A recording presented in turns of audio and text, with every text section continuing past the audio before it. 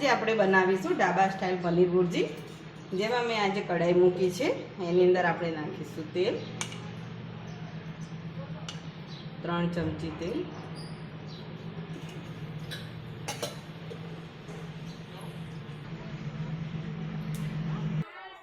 તેલ ગરમ થઈ ગયું છે, હવે એમાં આપણે નાખીશું જીરું।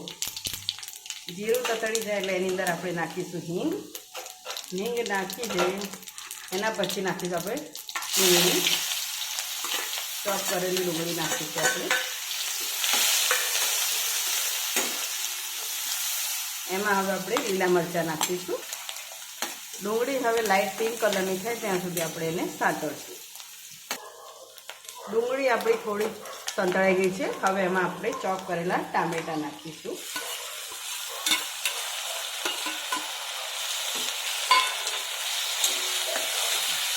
હવે ડુંગળી અને ટામેટાને બરાબર એકદમ એક રસ થવા દઈશું। હવે આપણે અહીંયા 1 ચમચી ઘઉંનો લોટ લીધો છે, એમાં આપણે થોડું પાણી વેળીશું અને એની પાતળી એવી સ્લરી બનાવીશું। ફ્રેન્ડ્સ, આ તમારા માટે એક ટિપ્સ છે કે કોઈ પણ આપણે આવા ગ્રેવીવાળા સબ્જી બનાવીએ એની અંદર ઘઉંના લોટની સ્લરી નાખવાથી એમાં તેલ પણ શોષાતું નથી અને ગ્રેવી પણ સારી એવી થીક થાય છે। હવે આપણે એની અંદર નાખીશું હળદર,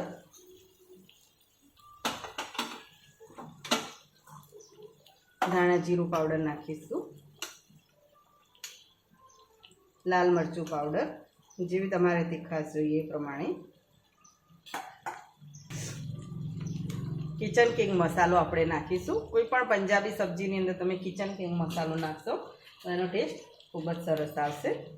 સાથે સ્વાદ પ્રમાણે મીઠું, અને હવે એમાં છેલ્લે લાસ્ટમાં આપણે કસૂરી મેથી નાખીશું ક્રશ કરીને। હવે આ બધી જ વસ્તુ આપણે સારી રીતે મિક્સ કરી દઈશું। હવે આપણે આમાં મસાલા બળી ના જાય એટલા માટે એમાં થોડું પાણી વેળીશું।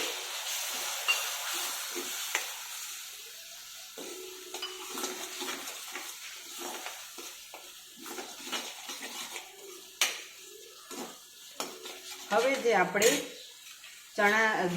ઘઉંના લોટની જે સ્લરી કરી હતી એ આમાં થોડીક આપણે એડ કરીશું, જેથી ગ્રેવીમાં થિકનેસ આવે। બહાર જેમ બજારવાળા જે ધાબામાં હંમેશા આ ઘઉંના લોટની સ્લરીનો ઉપયોગ થતો હોય છે। હવે આપણે એમાં થોડુંક દૂધ નાખીશું અને મિક્સ કરીશું।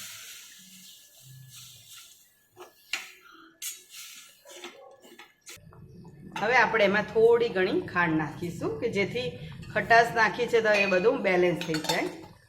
હવે આપણી ગ્રેવી સરસ એવી થીક થઈ ગઈ છે। હવે આપણે એની અંદર પનીર છે એને આવી રીતે છીણીને નાખીશું। આ જ ગ્રેવીની અંદર તમે ટુકડા કરીને બી નાખી શકો છો। હવે આપણે આને મિક્સ કરીશું।